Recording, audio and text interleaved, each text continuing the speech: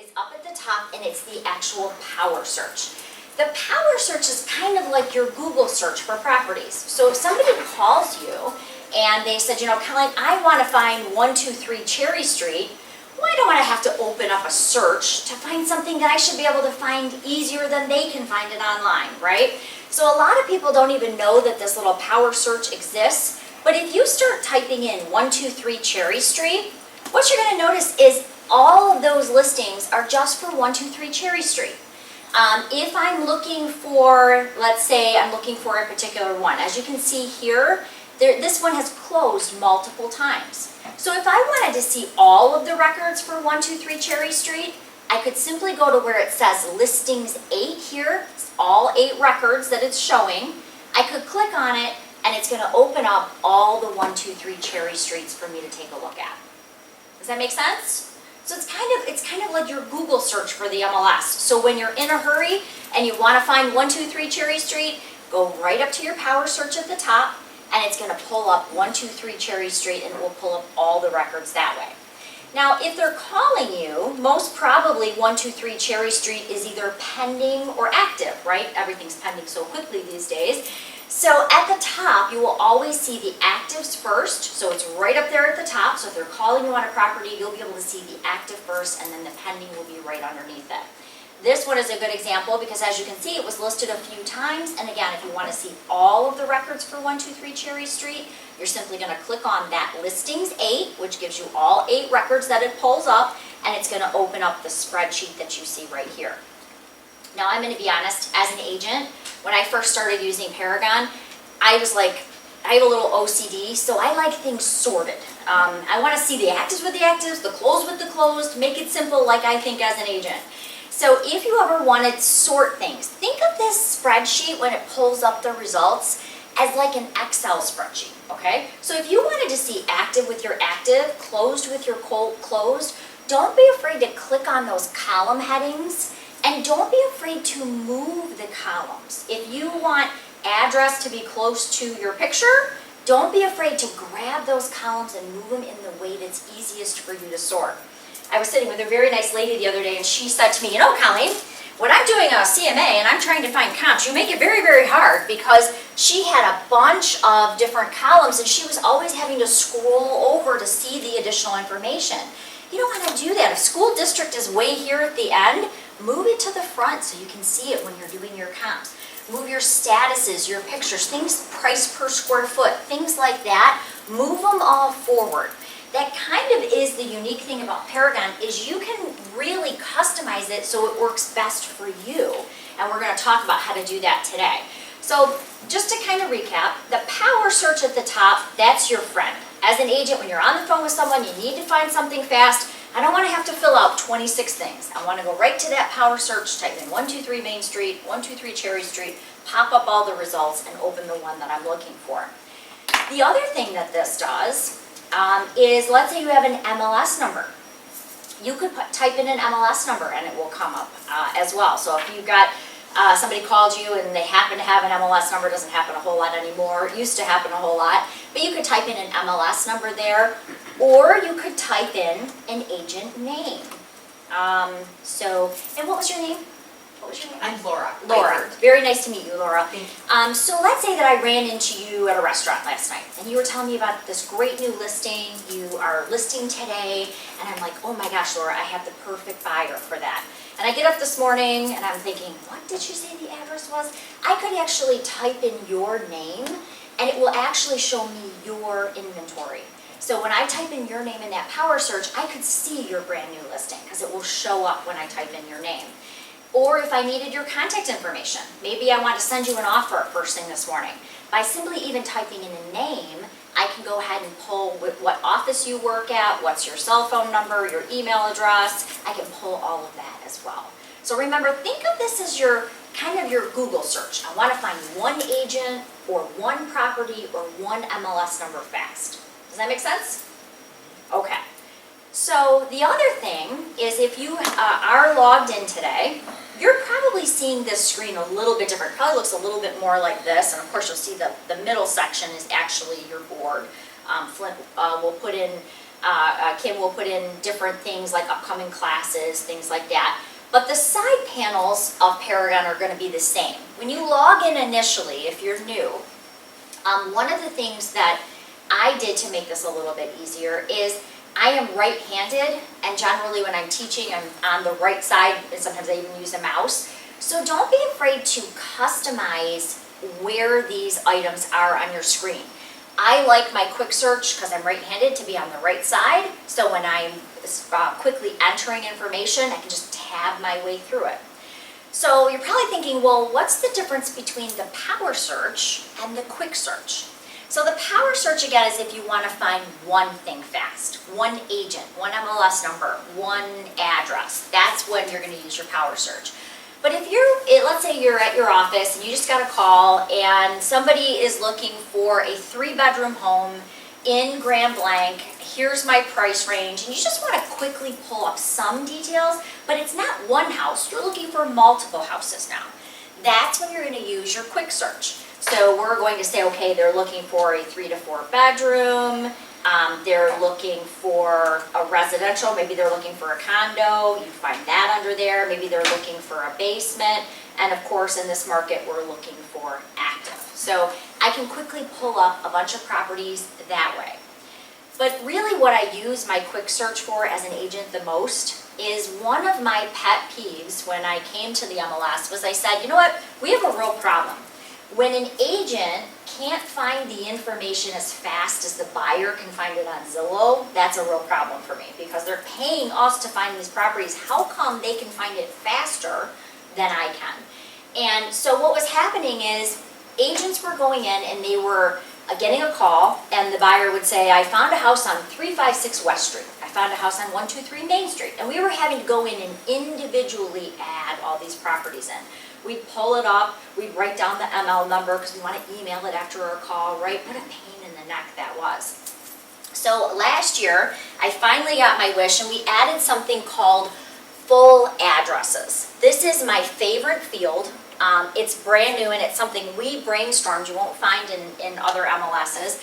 And the idea is I wanted to be able to type in up to 30 addresses in one field and pull up everything. So when I'm talking to someone, I actually have everything they're asking about in front of me. I don't have to search, then go back and search, and then search again. I mean, it was ridiculous. And we were doing that up until last year.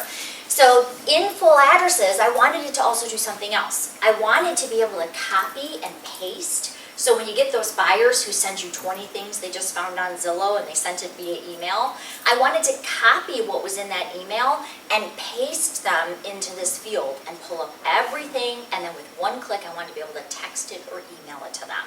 So all of those things we completed. So I'm going to show you that next. The full addresses fields works just like this. If you are looking for a property on 123 Main Street, you're going to start typing in 123 Main, and you're just going to hit enter. Then maybe you're looking for 456 West Street. Enter. The only thing you have to remember here is that less is best. It's very Google-esque. So if you are typing in street and the agent didn't put street, well, now it's not going to find it, right? So you want to remember, you really just want to put in the address as like the root address, 123 Main. Leave off the drives, the ways, the street, the places. I'd rather get more results than not the result I'm looking for. So again, when you're doing your full addresses, you're going to type in the root street name. Leave off the streets, the ways, the places. Just put, if it's Main Street, just put in Main.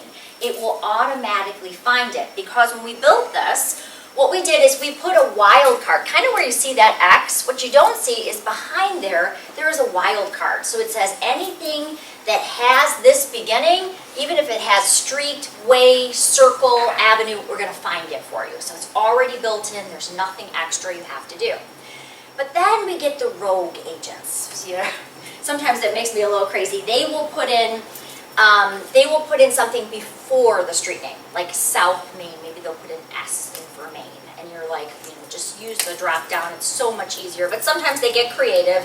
So if you wanted to find South Main, because remember the asterisk exists behind it, but if you're talking about in front of it, you can use the little asterisk symbol, and it will find south, north, west, things like that. So if I'm looking for something like that, let's say I'm looking for 235 Apple Avenue. I want to do and maybe it's South Apple. I want to do the little asterisk there and then Apple, because what will happen is it'll find anything before Apple, whether it's south, it's north. Sometimes if you're confused on the spelling, every once in a while you'll get one of those really crazy spelling streets. You can also use it for that. So think of that asterisk as kind of like your wild card. If you're not sure if it's on South Main or North Main, that's when that asterisk really comes in handy because it'll find everything. Now, will you have to go through a couple? Yes, but at least you know you got the one that you're looking for. Does that make sense? Okay, good. And if you have any questions, like I said, go ahead and stop me. So just to recap, our top power search is great for finding one property, one agent, one MLS number. If I want a little more detail, I'm trying to find 5 or 6 properties, I can go ahead and I can start typing them in the full addresses. Now, really, if somebody called me on these properties, I would not want to go through 38 records, right? If they've seen them, they're most probably active or pending. So then I'm going to go into my quick search and I'm going to go into my status and I would type in active or pending. And obviously the more information you put in, the less results you're going to get. So think of this as when you're looking for properties very, very quickly, this is a great way to search. But really, when you're setting up a client, they usually have a lot more detail, right? They're looking for a 3-car garage, they want a finished basement. How do you get those details? And so this is great if you're on the phone, you're trying to find a couple addresses fast. That's great if you're trying to find one thing. But what if you have a client that has very specific criteria? Now, not only do I want to do this, but I also want to set it up so it automatically alerts them if a new listing comes on the market. That's the key. As an agent, I'm not in here every moment, and with such a short amount of inventory, I want them to immediately get alerted that that 3-bedroom in their city with their price range is available. So I'm going to show you how to set that up. That is done through just a basic search and turning on the Collaboration Center. The Collaboration Center is where you work with the client. They can favorite things, they can tell you what time they want to see them. It's also where you can set up their search parameters, but they can search and it's branded to you too. So we're going to go through all of that process right now. All right, so when you are ready to do a search, it's pretty self-explanatory. You're going to go to the search icon. There's all these different icons along the top. We're going to do a search. Here's a little tip I didn't know for a long time, so I'm going to share it with you. When you're searching by class, and they do that because there's different questions that you're going to ask if you're listing vacant, right, versus vacant land versus a single family home. There's different information we're going to need to know. So when you're searching, you're actually searching by class. But what happens if you have a client that says, you know what, Laura, I'm not sure if I want to build a new home on vacant land, or if you can find me a really good fixer-upper, I'd be willing to look at that too. Well, Laura doesn't want to have to go in and set up 2 searches, right?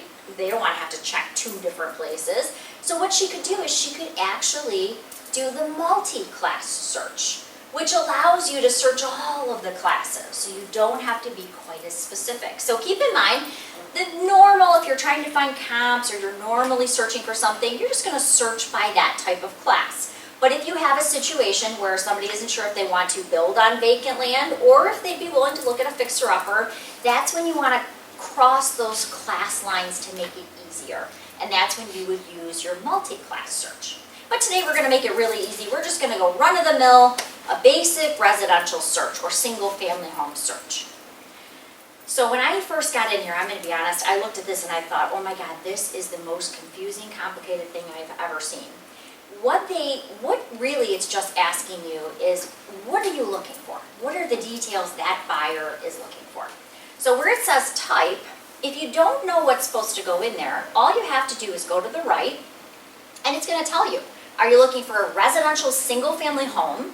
Are you looking for a condo, or are you looking for a farm? Now, if you're getting familiar with these and you know them, you can also just start typing in the field and it will pop up for you that way. So it's just what if you're brand new, you might want to start off by using these little magnifying glasses to the right. if you've been doing this a while and you kind of know what you're looking for, you can go ahead and you can just add those items by simply start typing and it will pop up for you.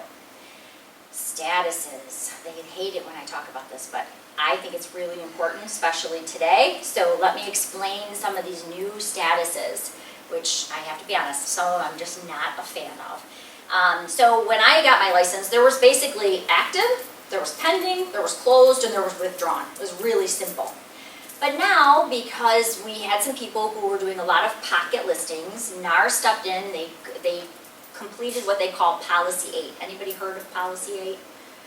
Policy 8 says basically, if you start advertising a listing, you have to put it in the MLS within 24 hours. Because what was happening, there is a good reason, it just turned out to be kind of a nightmare. What was happening is people were putting signs in the front lawn, they were getting the calls, and then they were showing the people through, but it was never going into the MLS, so no one else could show it. So imagine, that's not really the best interest of your seller, right? Because it's great for you as the agent, you're probably going to double dip it because you're the only one showing the property. But for the public or the consumer, which we're all supposed to be looking out for, they weren't able to see these properties. So Laura, imagine you have a buyer, and the buyer says, you know what, I love this house on 123 Main Street. And the sign goes up and they call you, they want to get in. You call the listing agent, you can't get in. You call the listing agent, they're not calling you back. Now it's pending. The buyers are of course mad at you because they're like, why didn't you get me in there? So that's why this whole coming soon and Policy 8 was created. What Policy 8 says is that you basically have 24 hours from the time that you start advertising, whether it's on Facebook, whether it's a flyer, whether it's a sign in the yard, whether it's a postcard. That starts the clock ticking, and that means you then have to put your listing into the MLS. Now, I'm going to be honest, and it's happened to me. There are times where you put your sign out, and before you even get it into the MLS, you've got an offer sight unseen. That does happen. So, I mean, it's not uncommon. I got a sight unseen offer the other day, 20 grand over asking because there's no inventory out there. And all the agents were like, well, you must be doing something wrong. Well, no, it's they had written that the buyer obviously had an opportunity to walk through during the inspection, but they knew that was the house for them. So sometimes those strange situations still happen. But the idea of Policy 8 and why you see the coming soon status now is because at least you know that it is coming. You can see it, and whether or not your board allows coming soon, you'll still see it because we're doing what we call data sharing. Another funny story.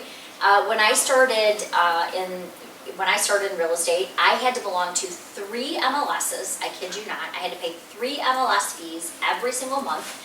And I had to put the information for my listing into 3 boards. So imagine answering 200 of the same questions 3 times because nobody talked to each other. And it was so frustrating. And I'm like, there has to be a better way. So about 10 years ago, people got so fed up, they said, you know what, we have got to come up with some way to share the data. And that's exactly what we've done. We've got 97% of the state of Michigan now in our data share. And that was one of the reasons I actually joined My Real Source, and because I was so excited about finally having one place to find everything, paying one fee, which is a lot less expensive, and being able to really get all the comps and all the information I need. So we're almost there. We are literally now 3 MLSs away from a statewide database. Because if grandma calls you to list her cottage up here, you know, you're licensed in the whole state. Well, we could never see this information for up here. So it was like, yeah, I'm licensed, but I can't see any of the comps, so I don't know what that would actually go for, right? It didn't really work. Now with data sharing, you can see 97% of the state, but what that means is even if your board doesn't do coming soon or doesn't allow that particular status, you still may see it. And that's why I want to bring it up, because you still may see things like coming soon.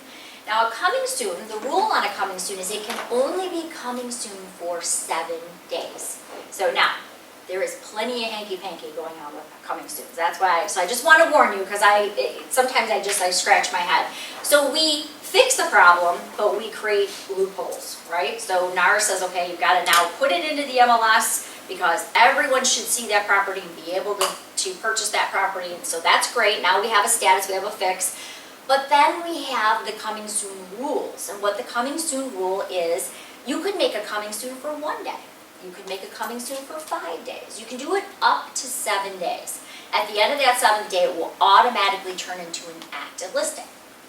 Things to know though, a coming soon status cannot be shown by the listing agent, by their team, by their brokerage. A coming soon status means it is just in fact that. It's sitting there waiting.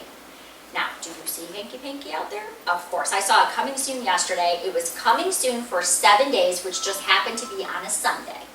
There were no showings before 1 o'clock, an open house from 1 to 4, and then a highest and best at 4 o'clock. So, you know, the agent had obviously gamed the system. He knew it was a hot property. He knew he was going to have offers. So you do see things like that. And what I can tell you is, if you are concerned that someone is showing a property in a coming soon status or not playing by the rules, that's when you want to alert your board, or you want to use the corrections button, because that allows us to investigate those. So for instance, if you know for a fact a listing agent showed it and now they are double dipping it and you didn't get a chance to show it, that's when you do want to involve your board staff so they can actually investigate it, because a lot of times it's the same exact person time and time and time again.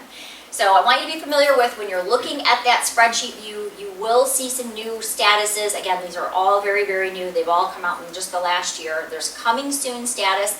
And then there's another one, my least favorite, which is the accepting backup offers. Anybody coming across this yet? Yeah. So basically, it's a pending property, but they don't want to call it pending. They just want to keep it active. So it's still in there. The seller's still going to look at showings, but it really has an accepted offer on it. So just be aware when you're looking at those statuses, they are on the spreadsheet. You will see them. Up to now, if you had a signed agreement, it was just pending. Pending period. You had a signed agreement within 7 days, they mark it pending, life was good, it was really easy. But now you will see another status called accepting backup offers, and what that means is they've taken an offer, but if you want to write a backup, well, quite honestly, we always could write backups. We had to present those anyway. So it's basically a way for them to keep it active. But there are some caveats there.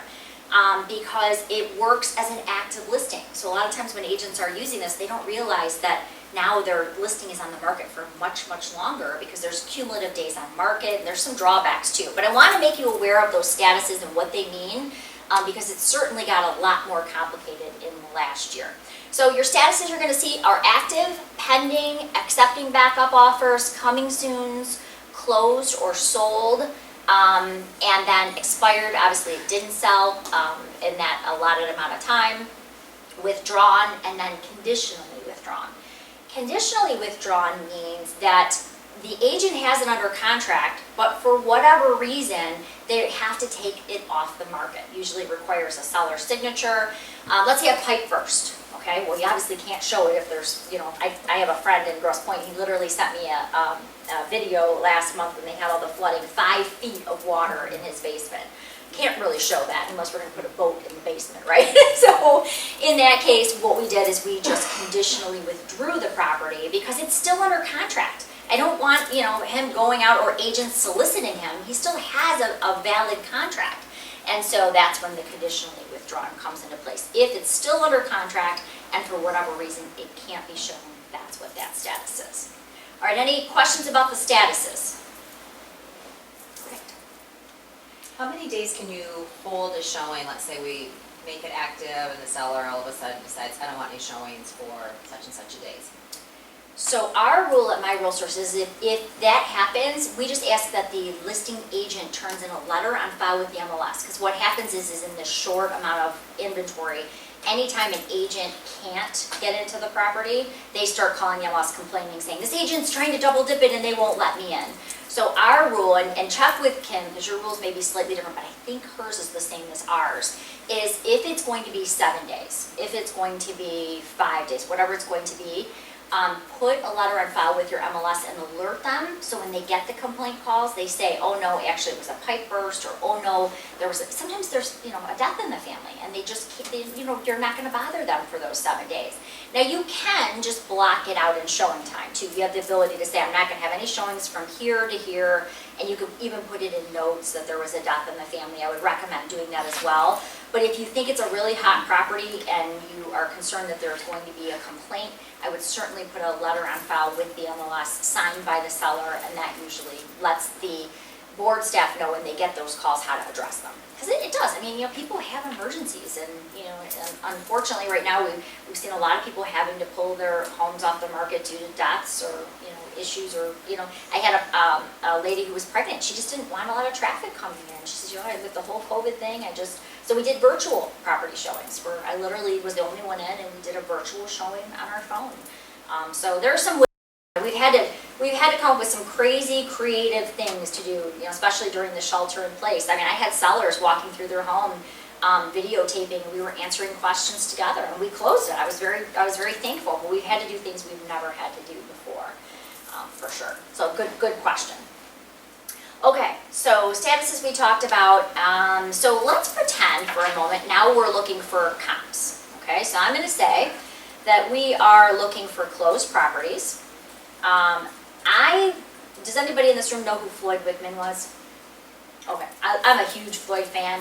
He was a big real estate coach in the 80s. He was really funny, very, kind of like Dave Ramsey, just that personal, he just was that guy you enjoyed listening to. And he always would say, if you're going to pull comps and you're going to go on a CMA appointment, the important thing is to know what's active. The numbers really are always about what's closed. That's the number. That's what they're going to sell their house for. However, if you're going to sit at somebody's kitchen table, we also teach you to pull in the pendings and the actives, because Joe at his kitchen table, he already knows Sally Sue on the corner and what she's selling for, and he wants to know you know it too. So we're going to pretend for just a moment that we're going to pull some comps. And I'm going to say I'm looking for closed, pending, and active. Now I'm going to be honest with you, I absolutely hate, and this is why they love me and hate me at the MLS, I hate these calendars when they're trying to figure it out. Like I'm going to click 17 times to go back 6 months.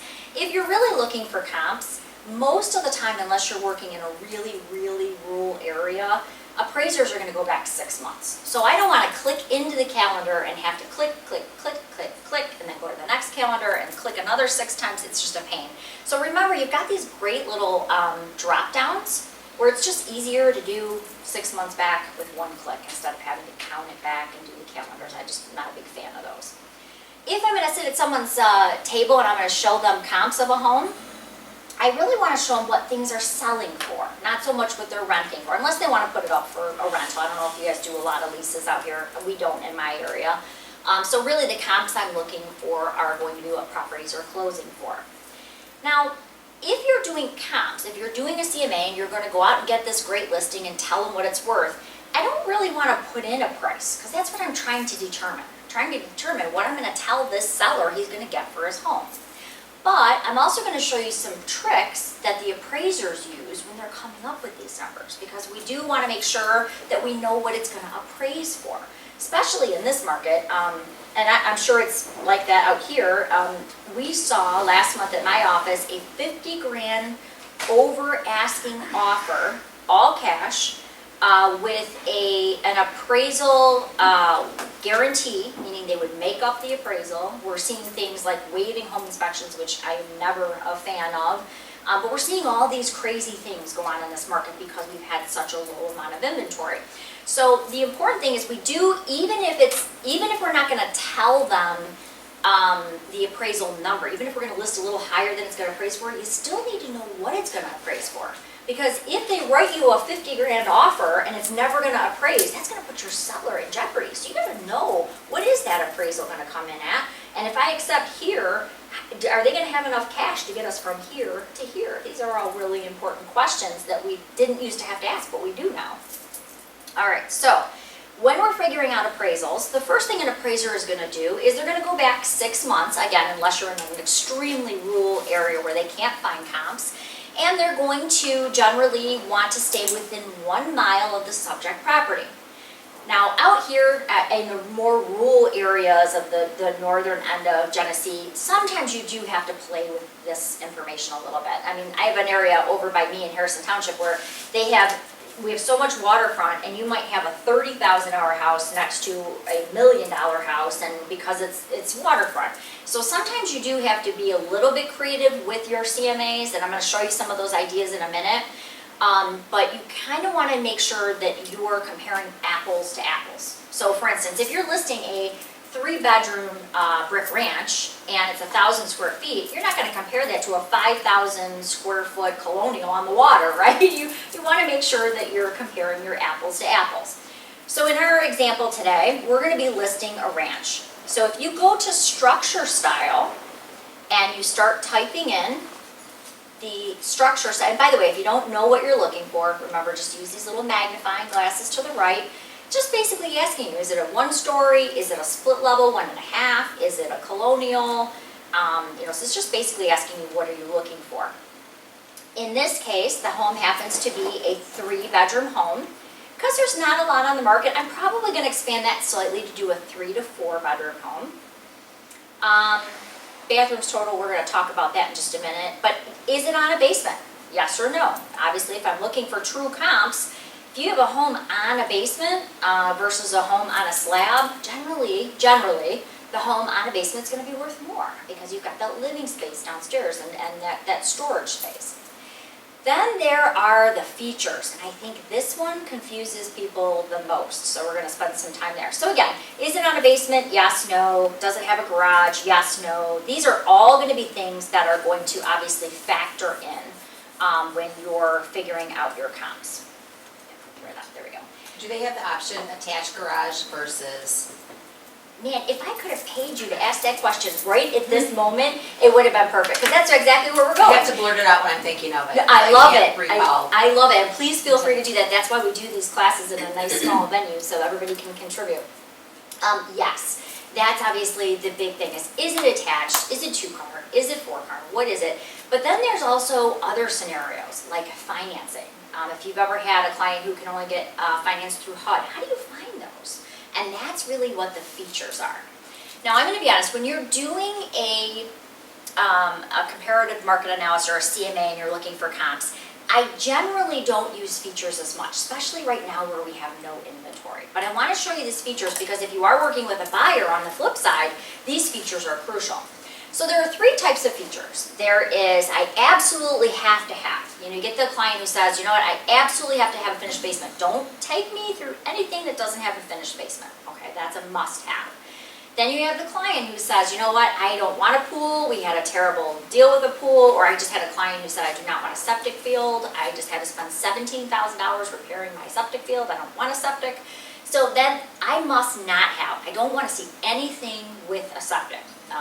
Then you have the situations of must have one or more. And that is, maybe you have a client, I actually sold a house to a lady recently. She manufactured special custom gun handles, which I didn't even know was a thing. But and she made them out of really high-end materials. One she showed me was made out of jade, and I mean it was really beautiful. But she said, I have to have a home office, so I either need a pole barn or I need an oversized lot so I can build a pole barn.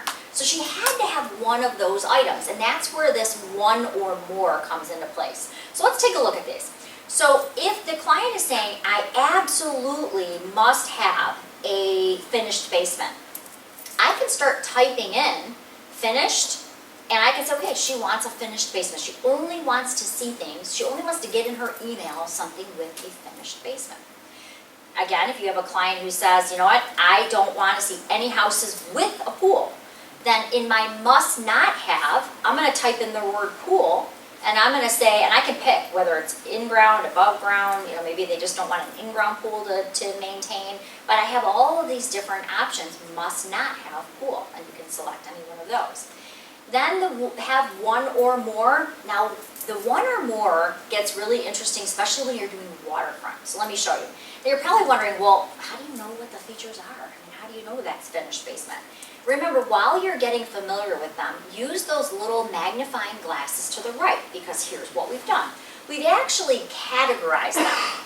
So if you were looking for a basement type, we were kind of talking about finished basement, you're going to click on basement type, and you're going to see, okay, you have finished basement, full basement, partially finished basement, walkout basement is another common one you hear. So right here, I can very quickly say must have, must not have. I would probably not use this for one or more, but must have or must not have. Maybe they don't want a Michigan basement, so you can actually eliminate that. As we scroll down though, I want to show you one that I think you will come come into contact with a lot, and that is financial terms. If someone is only approved, let's say FHA 203K, or they're looking for something that has to be HUD financed, how do you know that? I mean, you don't want to send them a bunch of stuff that they can't really get into, right? So you can actually go under financial terms and you can pick. If maybe they're looking for something via auction, I've never had to deal with that yet, but if they wanted to do a lease, maybe they want a land contract. These are all items that you can say must have in order for it to go over to that buyer. So if there's something that buyer is really looking for, I don't want to send them everything. If they can't get that, if they're only looking for land contract terms, I don't want to send them every house that goes on the market, right? I only want to show them stuff that they're going to be able to purchase on the land contract. Same thing with HUD, same thing with FHA 203K, land contracts, as you can see, Section 8, rural development. Sometimes a buyer is only pre-approved for a certain type of loan, and this is where you can actually eliminate them getting everything and you running all over town trying to show properties that they really can't buy. And then there's association includes, things like that. If you scroll down, the one that I want to show you here, because we always get questions about it, is the water features. So a lot of times every agent will mark everything waterfront. And it makes me a little crazy because I showed a property in St. Clair Shores, I kid you not, they put it was on waterfront, and I don't care if you hung off the roof, you could barely see the water 5 streets away. That's not waterfront, but they get creative and they label it that way, and that could be a little frustrating. But with the water, if Laura has somebody and they said, you know what, Laura, we have a boat, we don't really care if we're on the canal. We don't really care. We would even do Harson's Island, which is very close to kind of where I am. We would do the island. We would do lake frontage. We'd love to have lake frontage, but we'd even do something where we could put our boat, right on the river. We'd love to have a steel seawall. I can actually go down and must have one or more. That way, if the agent does label it that it's riverfront, I'm still pulling it that way because not everything is waterfront. And if you have a client who has a boat, they really do want to see everything they can put their boat on. It's not just reserved to only being on the lakefront. So keep in mind, especially when you're working with those water features, this is a really good way to do that too. If you have somebody like me who, this very nice lady, I sold her house in Lenox Township, and she, in Macomb County, you have to have a well and septic certification before you can transfer the property. I don't know if you guys have that out here. There are certain counties where it actually has to be tested and has to pass. And so she was assured by her husband that he had put in a new well and septic. And unfortunately, when they came to test it, not only was it very, very old, but it was leaking like a sieve into the ground.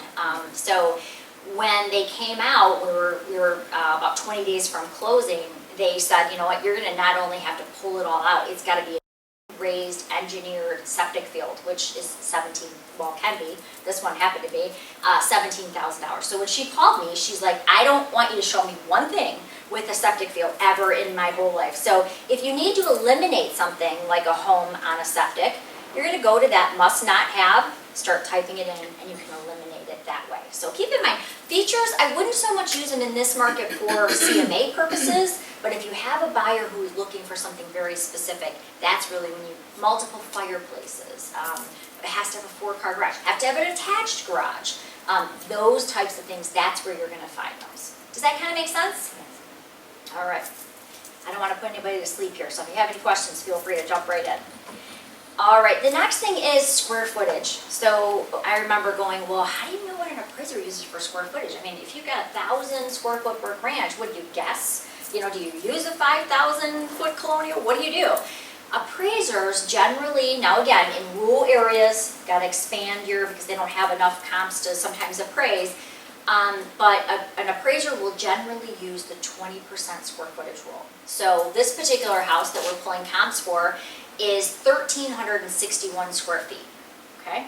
So what you're going to do is you're going to take 20% of that number and you're going to add it on top, and you're going to take 20% and you're going to minus it off the bottom. So just to do it roughly in my head without a calculator, it would be about 1,100 to 1,550. It might be off a little if you can do the math better than I can in your head. God bless you, because it's not that good. But that's going to be my range. So it's going to be that 20%. So when you're trying to comp things out to know where it's going to actually appraise, keep in mind that 20% square footage rule. Now, I'm not saying in this market that's where you're gonna list the home, but you do need to know if you list the home and you get an offer that's, 65 grand over what you've listed it at, you gotta know, is it gonna appraise, or do I need to make sure there's some type of appraisal guarantee that I know they have the money to make sure this is gonna close? Otherwise, again, you can be putting your seller into risk. So appraiser rule, generally 20%, so you're gonna do your minimum here and your maximum here.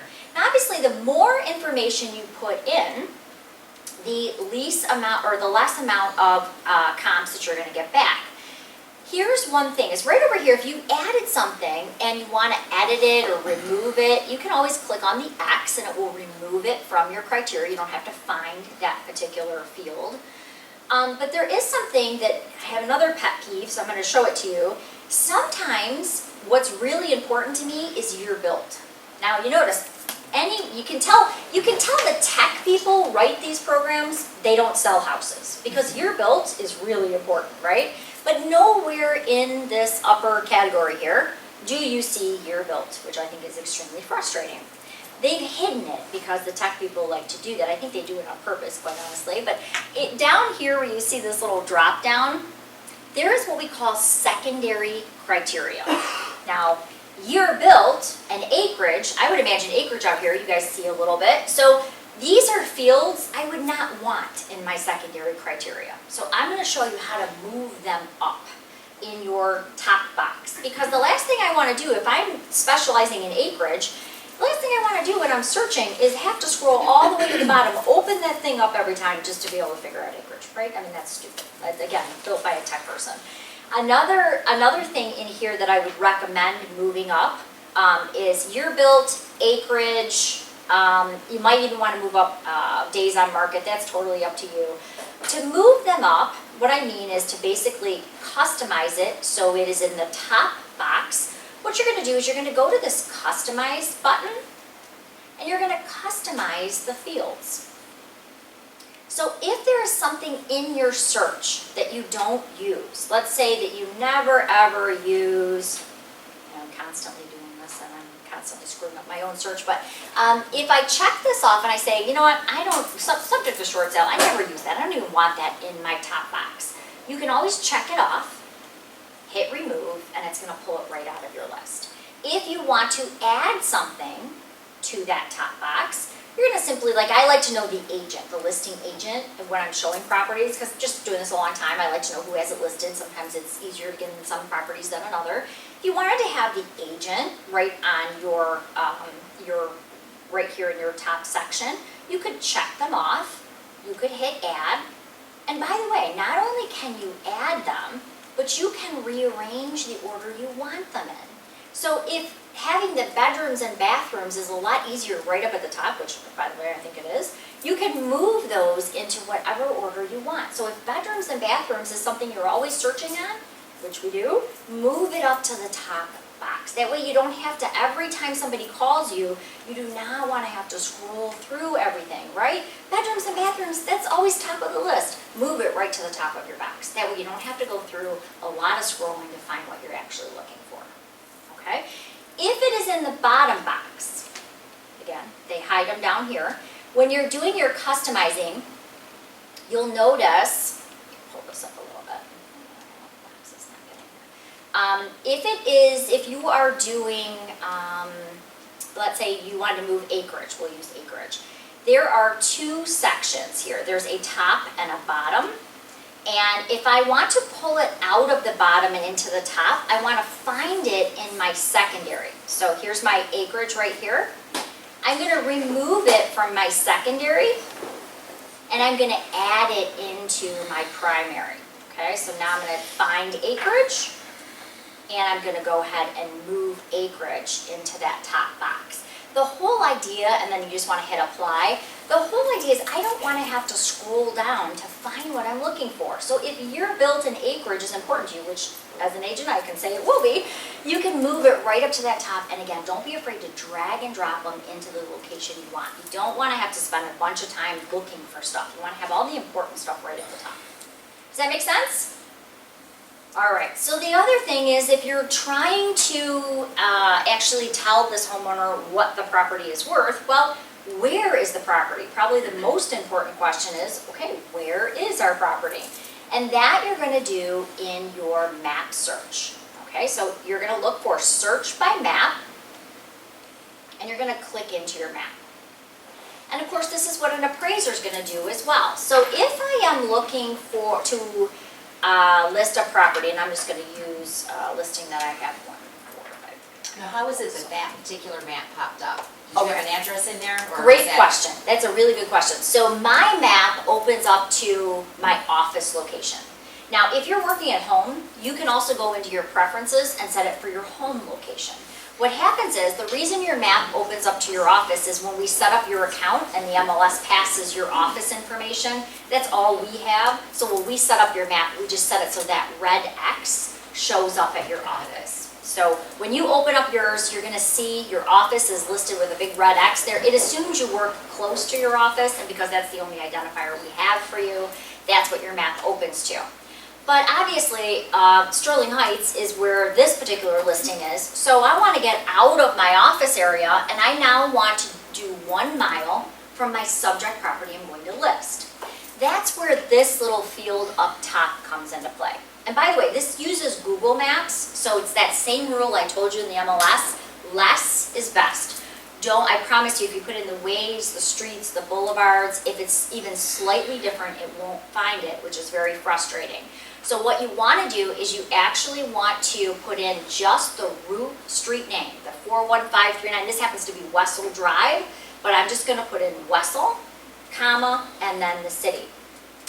Okay, so again, it will open up to your office, but I'm going to type in my subject property here, and I'm going to hit enter, and now it's taking me right to that property that I'm going on the listing appointment for. So you see that little subject flag right there. But now I want to find comps like an appraiser would do in this area, and he's going to look in 1 mile. So how do we do that? So what I want to do, I've got this little box here to get rid of that one, refresh here.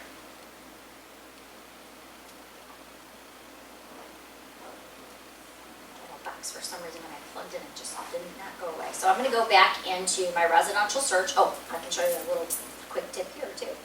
When you start searching, you can always pull up your last searches and your history. It'll keep the last 15 searches that you did. So if, like me, if for some reason you lose your internet or this little weird box pops up, you can actually just go back to your last searches and you can jump right into where you left off. You can also load a search. So if you save searches, which I'm going to show you how to do, let's say Laura commonly works in the Grand Blanc area and she has a search that she runs all the time. She can save it and then open it at any time. So I'm going to go back to our search we were just doing a moment ago. You can see it a little bit better this way. When I go into my map search, I'm just going to kill these so we can see it from the beginning here. When I go into my map search, I'm putting in my subject property. So again, it's relocating me to that particular subject property.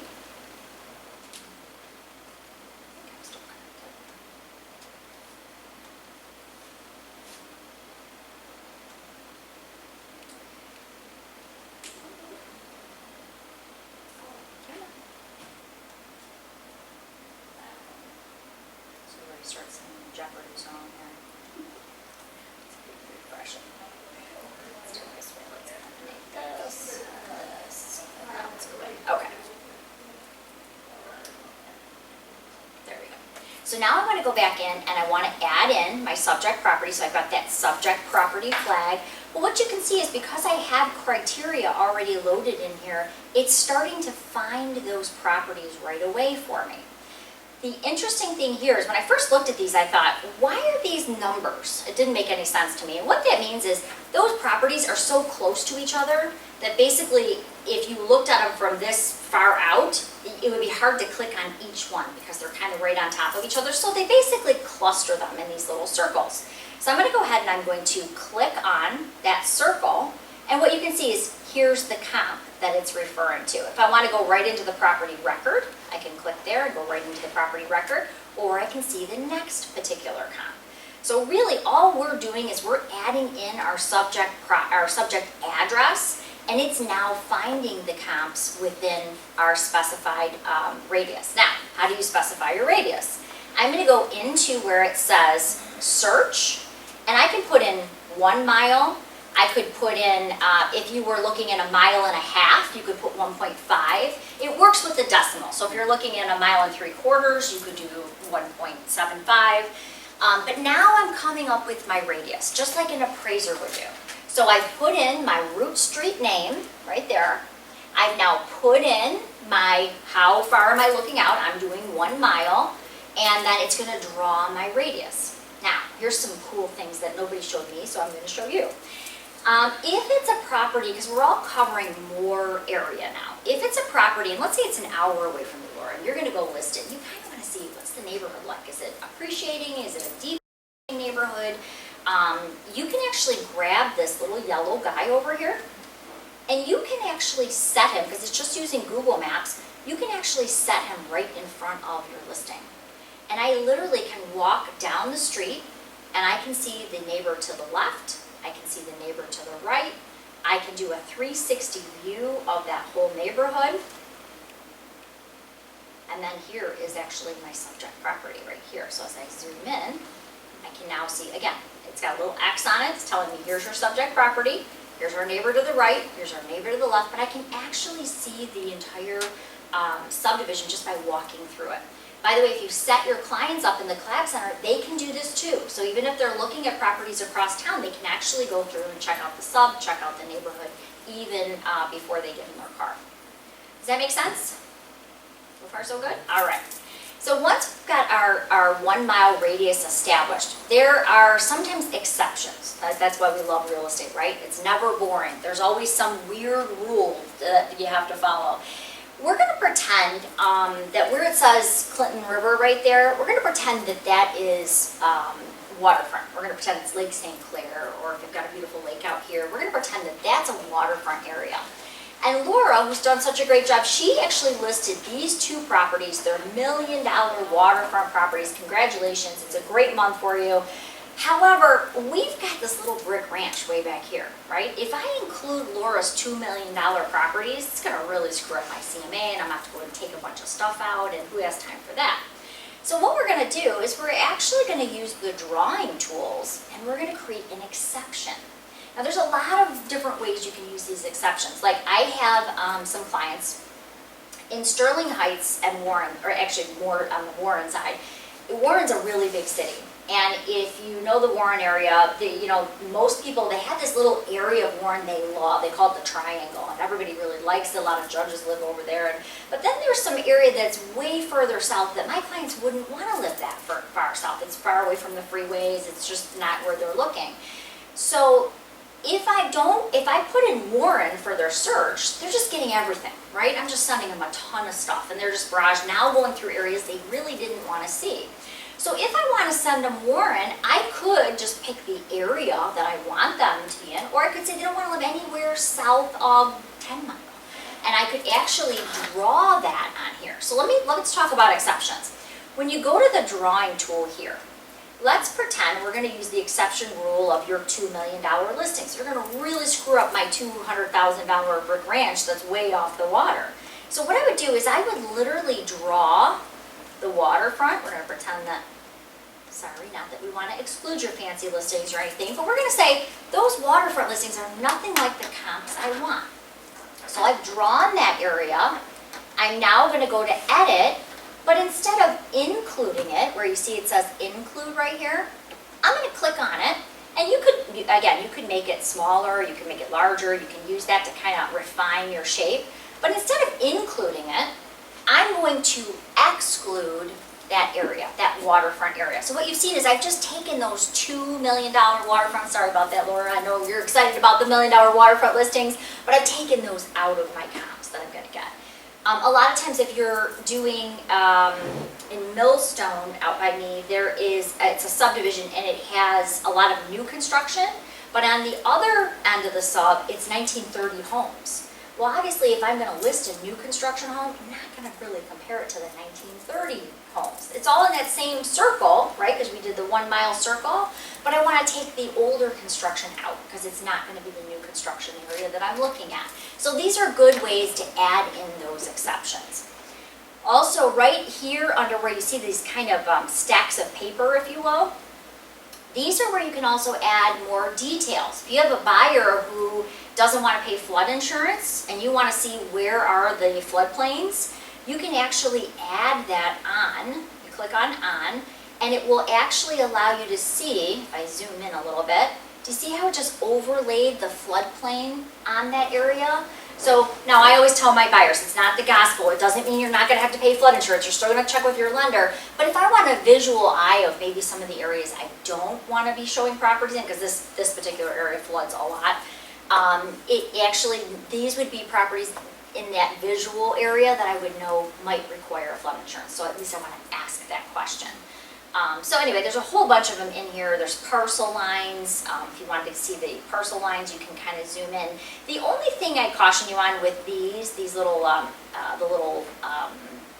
basically layers that you can add, is sometimes you have to zoom in and zoom out to see them. As you can see, you couldn't see the parcel lines just a minute ago, but as you zoom in, now you can see the parcel lines. So if you're not seeing something that you've applied, you might just have to zoom in or zoom out.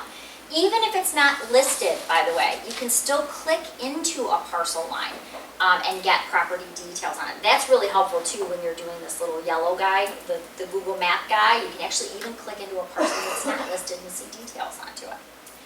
All right, so does that kind of make sense? One of the things that they recently changed too, which I love, is that you can bounce back and forth from your map to your criteria. So if you notice you don't have enough comps to work with, you can jump back to your criteria and maybe loosen up your comp restrictions. Or maybe if you've got 1,000 comps, you can come back in and you can add more information so you're not returning a bunch of things you didn't really need to add. All right, so I've got 10. Now when you're doing a CMA, we're gonna do CMAs this afternoon, you're generally looking for 3 to 5 comps is generally what you're looking for. Once I have my criteria added in, I've picked my map search. Now, lastly, I want to run my search and get the information I'm looking for. As I mentioned, I have OCD, so I like to sort my information so I can see what I'm working with. I like to click on the column heading. I like to see my closed with my closed, so I know how many properties I'm actually going to be putting in my CMA, pendings with pendings, actives with actives. But again, don't be afraid to move those column headings. If school district is way down, as you can see, you can really scroll far over. If there's something that you're looking for and it's way over here and you're always having to scroll, just move it down. It will save your changes, and to move it, all you have to do is simply grab that column heading and then move it into the appropriate location. It will automatically move and save for you. So what I'm saying is take the time to customize the MLS so it works best for you. You don't want to have to always scroll or all the way scroll down to acreage. Remember, there's customize buttons on every single screen. If you go to customize, you can go customize your fields and you can add whatever field is important to you. I will tell you, for me, on my spreadsheet, I like, again, to have the listing agent. I've just been doing this long enough that when I'm looking to show properties, I want to be able to see who has it listed. So you can add that right to your spreadsheet. Any questions on that? All right. Once you've gone in, let's pretend we're going to kind of do a little mini CMA here. We can go in, we can select our comps that we want to use. Let's say we're going to use those in one pending. Again, having OCD, it makes me crazy that I've selected those, but I still see all this other stuff on here. What I want to do is I want to hit the checked button right up here. Now I'm only seeing the ones I'm actually working with. You don't want to see a bunch of stuff that you don't need, right? All right. Any questions on that? I just had a question about, so when, you know how you said you can customize, we can customize that search criteria. Does that save for the next search we want to do for a new client, or when we go up to the? Good question. You can do an apply, which yes, then would save it. So once you do your changes, you hit that apply, and now it's going to stay that way for your next search. You can also set up save searches, as I mentioned. So you could just do one for that particular client, and that way you're not messing up your criteria. We'll actually do that. We'll go back in here. I'll show you exactly what I mean. So we're gonna pretend here, and it's a little bigger area since there's not a whole lot on the market. We're gonna say that we are looking for active properties in Sterling Heights with a basement. Okay. So I've got some criteria in here. We're gonna switch gears and say we're not looking for comps, but this time we're working with a buyer. So I've got my criteria in here. I'm doing my search. Now I can see, okay, we've got some actives in here. That's great. I want to set my buyer up so that he's automatically getting these properties. I don't want to have to do this every time, right? I just want to set it up so these properties are turned on and it's now going to the buyer. So in order to do that, it's a pretty simple process. What you want to do is you want to do a save search as, because we want to set this up for one particular person. So we're going to get our criteria in there, and then we're going to give it a name. And I'm going to call this, Laura, thank you for being my example today. We're going to call this Laura's Buyer Search. Now, the hardest part of them getting this automated process is just marrying the search that you've set up to who you want to get it. That's really the hardest part. So I want to now put in my buyer. If you have your buyer in Paragon already, you could go ahead and pull up your contact list and it will allow you to set this buyer up with this criteria, but most people don't have that. So we're going to do add new contact. We're going to call this Barry Buyer.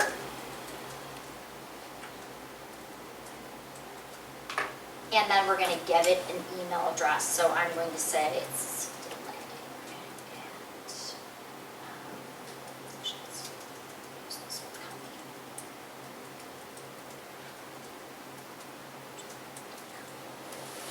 okay, so we're going to put in our buyer's email address, our buyer's name. You can put in phone numbers. There is some CRM stuff in here. You can do mailing labels. You can do groups, contact groups. So there's some stuff like that.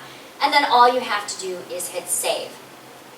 Our buyer is now saved to the search that we've set up for him. There's one last step though, and that is the save and notify, because we, not only did we create this great search, but we want him to get these, whatever, 30 something properties. We want him to automatically get those 30, right? We don't want to have to send them and do all this. We want to do it in one easy step.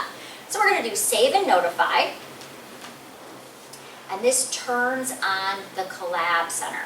So you're going to hit send welcome message, and they now get a welcome message from you with those 38 properties, was it 37 properties, and that's going to allow them to start favoriting things, liking things, asking questions about things. But I want to show you what it looks like on their end, because I'm always nervous.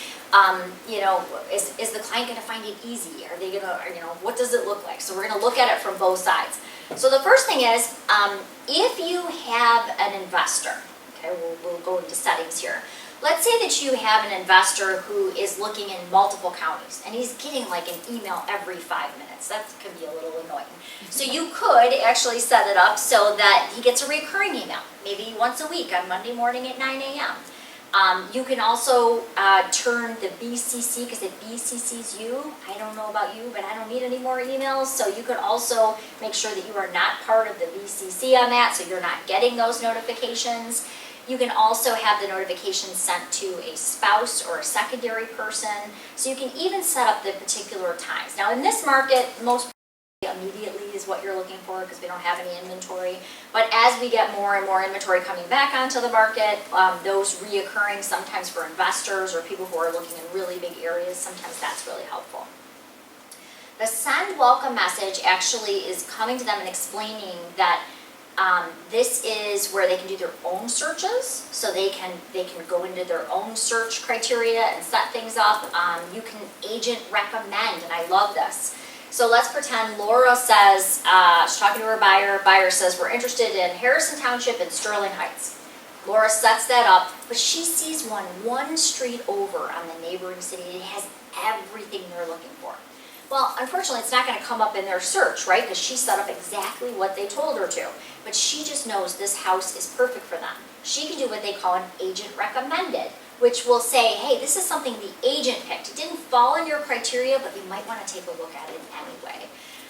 You can also, I seem to attract crazy buyers. I think it's the hair, but I seem to attract my share of crazy buyers. And I had one lady, I kid you not, and she was so nice when I first met her.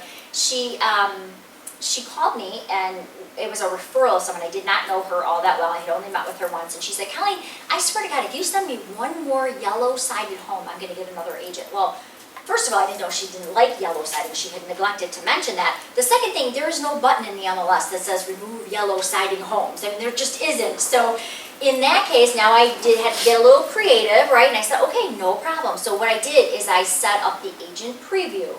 Everything came to me. I looked them over. If they were yellow sided, I did not forward them to her. So it basically still sets up the search. It just sends it to you to preview first, because the public can be challenging sometimes.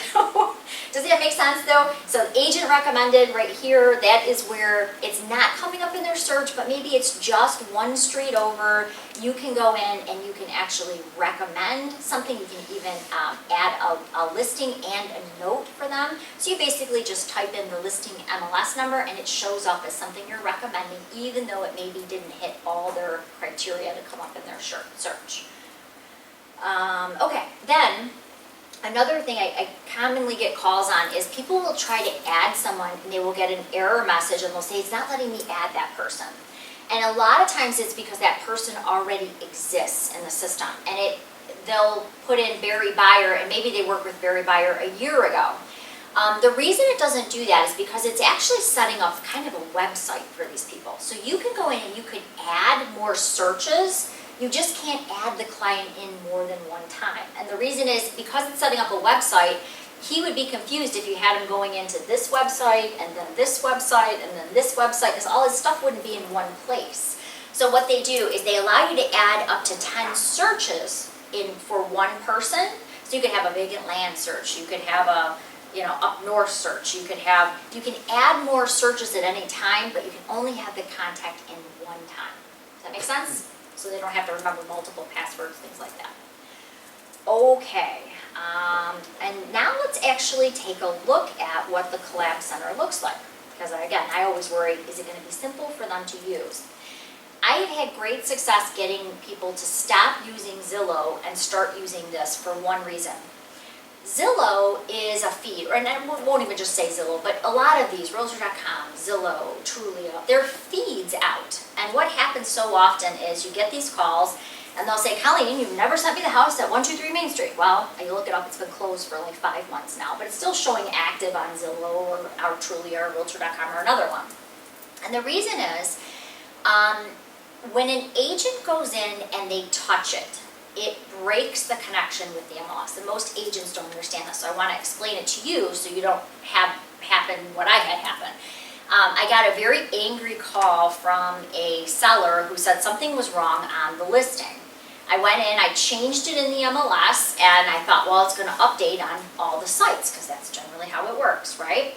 Unfortunately, the fine print in Zillow and many of the other ones are that when you go in and you claim a listing, because they're really smart, they'll send you, like you'll put it in the MLS, 32 seconds you get, hey, congratulations on your new listing, would you like to claim it? So of course, as a new agent, I'm like, yes. And the minute you claim it, what the fine print says is you have now given that third-party site it breaks the connection with the MLS, you've given them your photos, you've given them your information you've written, and you have now just handed it over. So much so, I have still to this day on Zillow, there is a for sale by owner that has all of my photos and all of the comments, and there's nothing I can do because I agreed to the fine print, which says that I have now given over my information. The contract that we have through the MLS is that everything has to be updated within 15 minutes, and you own the information, and you are the only one who can use it. Now, the thing is, of course, we want to claim our listings and our sales in Zillow, and you can still do that. What you want to do, though, is you want to claim them after you've closed it in the MLS because it doesn't break the connection. So to kind of make it in a nutshell, you get the email that says, congratulations on your new listing. You click claim the listing. Now, when you mark it pending, guess what happens? Never is marked pending on Zillow because that connection has been turned off. That's why so many to this day, you'll see so many that have been closed that are still active on these third-party sites. So it is very frustrating. So what I tell people is, you know what? Those third-party sites, and usually they only have to see 1 or 2 that have already closed and they start to get it. But I tell them, use the MLS tool. because that's literally what the collab center is. It's the back side of the MLS that's set up for the client. So when you mark something pending in the MLS, within 15 seconds, your clients are seeing it pending here. There's no feed. It actually is the same database. And so the information they're getting is much more accurate. So once they get burned a couple times, I always say, you know what, use the collaboration center because it's much more accurate. It's the actual tool that I use as the agent. It's the actual MLS. Let's take a look at what the client actually sees though. And by the way, you can see all this right through your contacts in Paragon. So you don't have to go anywhere special. You don't have to set up a password. You can see everything that they're looking at right in your contact section of Paragon. You can also, while we're here, not only can you view what they can see, but you can see when you set them up. Let me scroll over a little bit here. You can see when you added them. You can see when they last logged in, and you can also see when the homes were sent last. So I can see, let's see, August 3rd, Nancy Clark got a notification today of a new home meeting her criteria. So I can see all that information. I can also see what they favorite, what they reject, what they may like, or if they have not opened it, I can see that too. So I'm going to go in, we're going to go into Barry Buyer here. I'm going to click on View because I want to see exactly what Barry Buyer is going to see. Okay, so that was open twice, but we'll go ahead and kill that one. So Barry Buyer comes in and he sees a very easy to use profile because that's what they need, right? They don't need the big MLS spreadsheet that looks all scary. They need to be able to see them in a nice, easy fashion. If they want to take a look at this Wick Court, they're simply going to click on it. It's going to open up all the property information. Maybe they have a question. They can actually type a question in here, which goes to your email address, by the way. I was finding that a lot of people were favoriting things, and then I was having to pick up the phone and say, when do you want to see it? When do you want to see it? Now they can actually tell you the time and date they want to see it right here, and then I can just set up the showings. So that's also a really nice feature. Now it does not schedule the appointment. What it does is it notifies you, so you don't have to pick up the phone and see when they're available. But here's the key. Get your clients to favorite the listings, because I'm going to show you how to save yourself about an hour's worth of time when you're showing properties, and right now that really matters. So if you can get your clients to favorite the listings they want to see, and if you can ask them to just put in the time or date that works best, or maybe even alternate times, maybe get them to leave you 2 or 3. Now they can go in and they can see all the information from the MLS. By the way, they can now even see the seller's disclosures here. So if they want to know, is this one of those houses that was impacted by the flooding, they can actually see those right here. They can also do the little Google man that I showed you. They can do a street view. They can walk down the street from here. There's mortgage payment calculators, community reports. Again, they can see the seller's disclosure. They can put in what they want to pay per month and use the calculator. So there's some cool things here. But what I would recommend is get them at the very least, anything that they want to see in this hot market, get them to favorite the listings. As you can see, this one's telling you it's accepting backup offers. It's really pending. Bugs me that we still call it active, but it was not our choice. But you can see how many of these already being new listings that went pending. All right, so we're going to go ahead. We're going to favorite those 3. And we're going to say that Barry Buyer really wants to see those particular, or I guess I favorited 4. He wants to see those particular listings. Now the nice thing is for you, the agent, once you get them to favorite those, I'll show you, refresh this, you can easily drop them into a showing time cart. Has anybody used the carts yet for showing time? This is my favorite feature. This is a good one. The showing time carts, you could, of course, individually schedule every showing. What a pain in the neck that is, though. Let me explain. So let's say you wanted to show this one particular property. Well, that's great. You can go right to that particular property, and you can use the quick action icons. You can schedule a showing right from one. But if you have a client and that client wants to see multiple properties, that is a pain in the neck. You want to be able to do them all at once.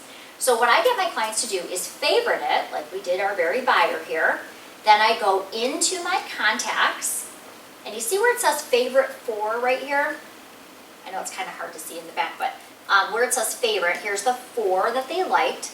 I'm gonna click on that number 4. Watch how cool this is. These are the 4 that we wanna show them. One is coming soon, so we won't show that one, but we wanna show the other 3. I'm going to then drop these into the showing time cart so that it schedules them and routes them for me. So it used to be in the old days, I hate to date myself, I'd get out my little map, and I'm like, okay, where should we start? Where's gonna be closest to them? And, and you're trying to map it all out. This will do all of that for you. So you're gonna actually go to the easy button, which is actions. I wish they just named it easy button, it'd be easier to find, but actions is what you're looking for. So we're gonna say we're gonna show these 3 properties. We're gonna click on our actions button, and it's gonna ask you, what do you wanna do with them? We wanna drop them into our showing time cart. The next thing it does is it's going to ask you to start a showing time cart. I'm gonna click on it. And when do you wanna show these properties? And then who do you wanna show these properties to? Now, at first, I'm going to be honest, when this came out, I was very nervous about putting any buyer information here, especially now because Zillow owns them. I'm like, oh yeah, I'm never, ever going to do this. So I set up all these names you'll notice, like Joe Schmagegi, John Smith, names that no one else would recognize. But really, you and your broker right now are the only people who can actually see your buyer information. It doesn't share it with anyone else. Your broker can see it, and you can see it, and that's it. If you feel more comfortable making up a fake name, you certainly can. But the goal of this is really to track how many showings you've showed. One of the ladies who teaches with me, she's come up here a few times. Her name is Lisa Harris. She's also my best friend. She's been doing this 32 years. And she actually had a client she showed 97 properties to, and I'm like, and so at 60 properties, she did what I would have done. Well, I would have never shown 60 to be quite honest, but she sat him down at 60 properties and she said, okay, here's the deal. We've seen 60, and because you can print them off, it has the address and everything on it in your reports. We've seen 60 properties. We're probably going to have to increase our price, or maybe going to have to bring some of those haves and wants down a little bit. So it does keep track on a per person basis, a per buyer basis of how many, and it also gives you an average. So you can actually see on average how many properties that you're showing to your buyers. So I thought that was kind of cool. So anyway, I'm just going to say that we're going to show Joe Schmagegi these houses. Now here's where it starts to get very cool. Instead of having to grab my map and figure out where everything is located, I can actually use the smart route, which is right here, and it will put them in a logical order so I am not driving from one end of town to the other. So let me bring this down a little bit. It's going to show me my smart route. If I want to remove a property, I can simply click on it to remove it. As you can see, there's a duplicate actually there. If I want to remove a property, I can do that, and I can reorder them. Or I can click update, which turns 3 into 1 and 1 into 3. Maybe I want to start closer to my office instead of their home. So the idea is you don't have to drag out the map. You can actually start right from a starting point, and you can put in your own starting point too. So if you're leaving from work or your husband's work or picking up the kids or something, you can actually put that starting point in. The cool thing here is that it shows you if you're going to need to confirm with someone or if it's a go and show. And a go and show is basically where you request the showing, it has a lockbox, and when you request it, it's immediately going to send you the lockbox. So if it's a last minute thing where you're going out to show a bunch of properties today, you don't want to start generally where it has to be confirmed. So let's say, we'll meet you there in 10 minutes, we really want to see this house. I would want to start with one generally that is a go and show because I know immediately I'm going to get in when I push the button. If I have to start where I'm waiting for a seller to be contacted, that means a person has to contact the seller, they have to get a hold of the seller has to confirm it, are the kids going to be there? That can take a little bit longer generally.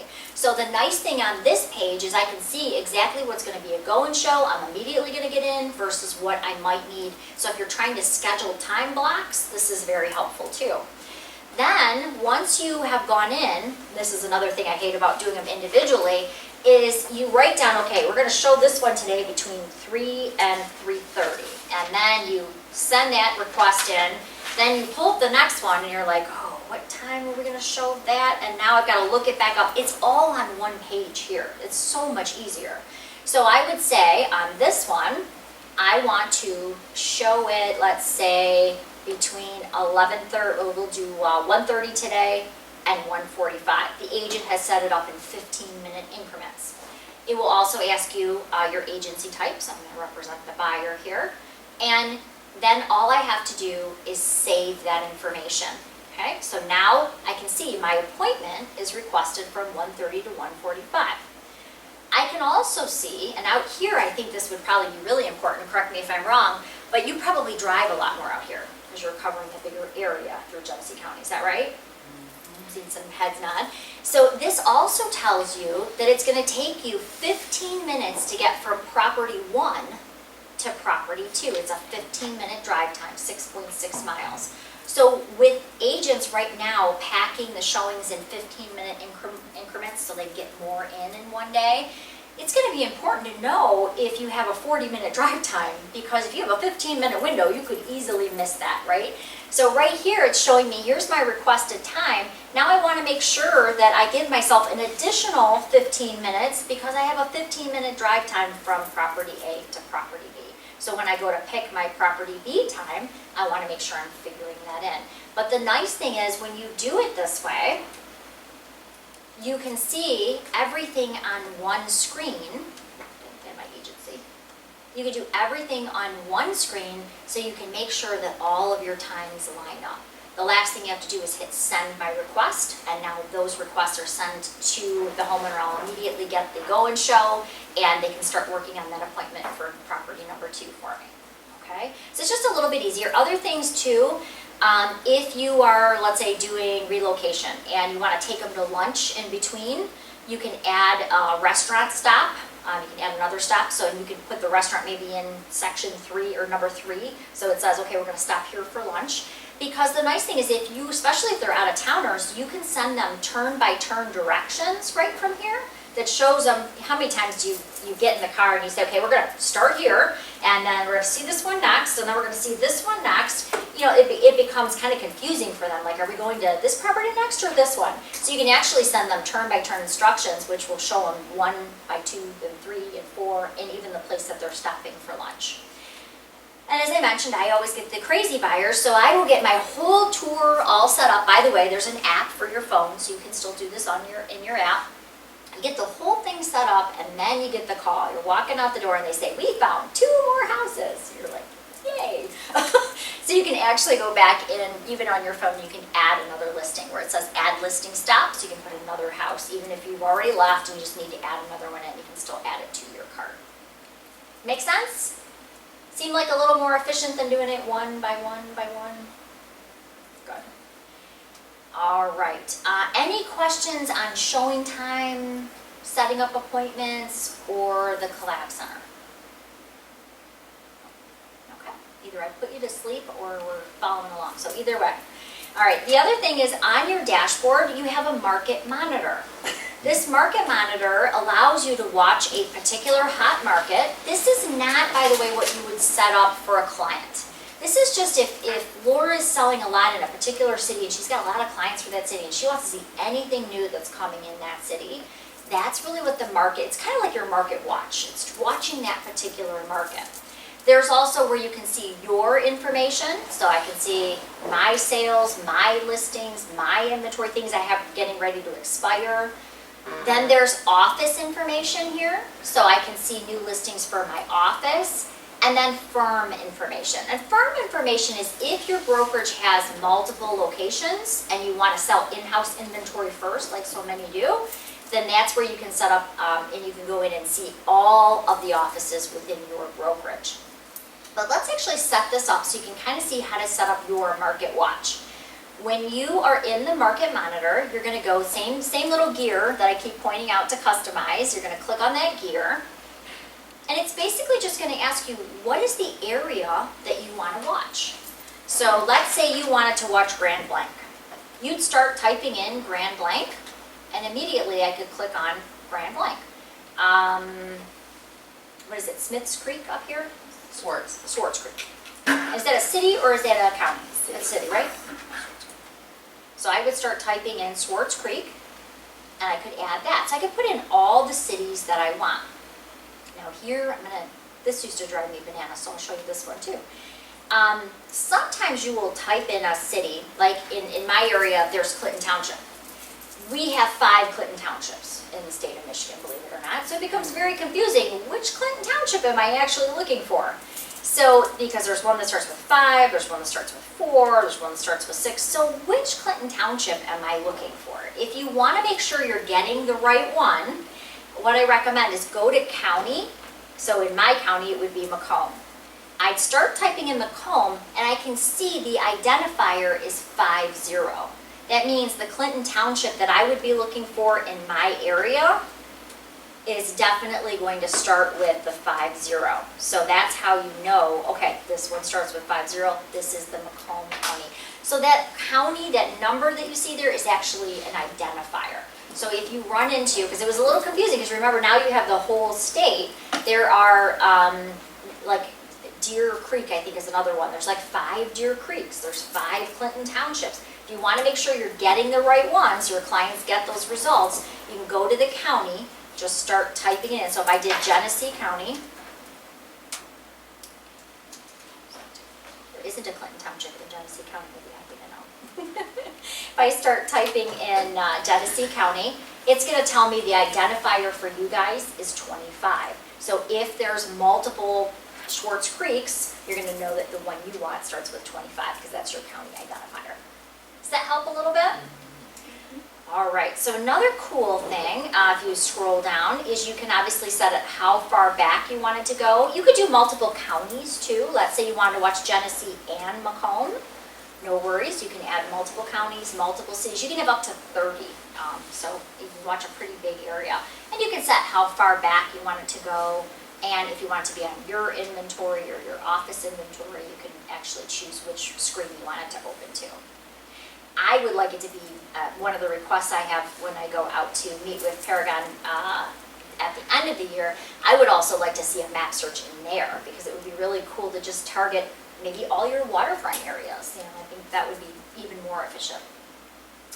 All right, so you're probably wondering your mobile app. We actually have a class, and I'm going to talk to Kim about hosting the class again. You do want to have the HomeSnap app on your phone. It is your mobile MLS.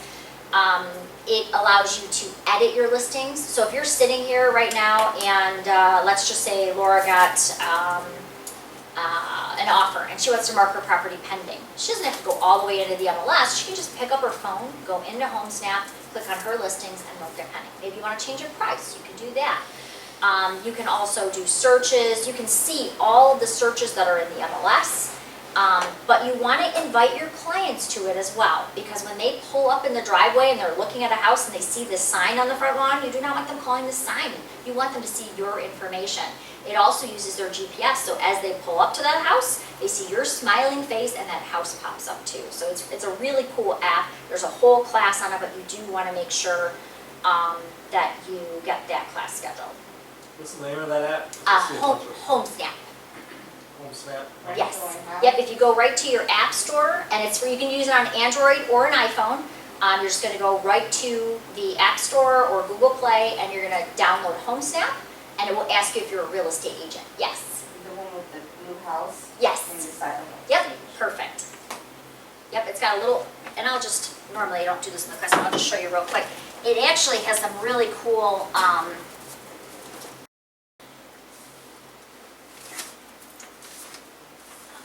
just grab my adapter here, I think I can show it to you pretty quickly. I'm like the Girl Scout, I'm always prepared.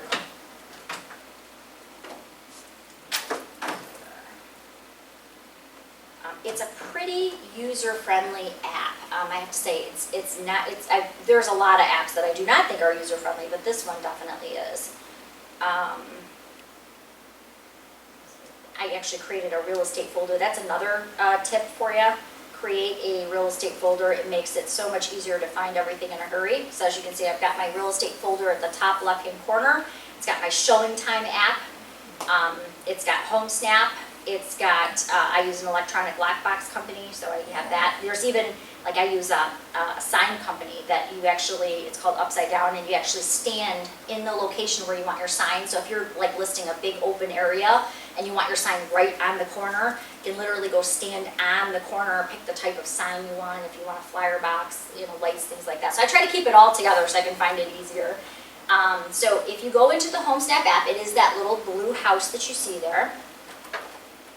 And it does things like it allows you to walk the property lines in real time. It does some cool things I have not found in any other app. And basically, when you click into the map, if I wanted to see what was listed right around here, I'd click on the compass. It's going to find where I am. It's going to show me listings. I mean, this is kind of a more commercial area right here, but as you can see, listings are starting to appear on the map. I can go right into the dots. You can do things that are for rent or for sale. You can put in criteria. So here's a property, looks like this one's pending, but we'll click on this one. So here's a property that's, actually this one's coming soon. If I open it up, I can see how many bedrooms, bathrooms, virtual tours. I can see all of the photos. If I scroll down, I can also set a safety timer. So if I haven't met this buyer before, I can click on the safety timer, which alerts an emergency contact if I don't turn it off. I can schedule a showing.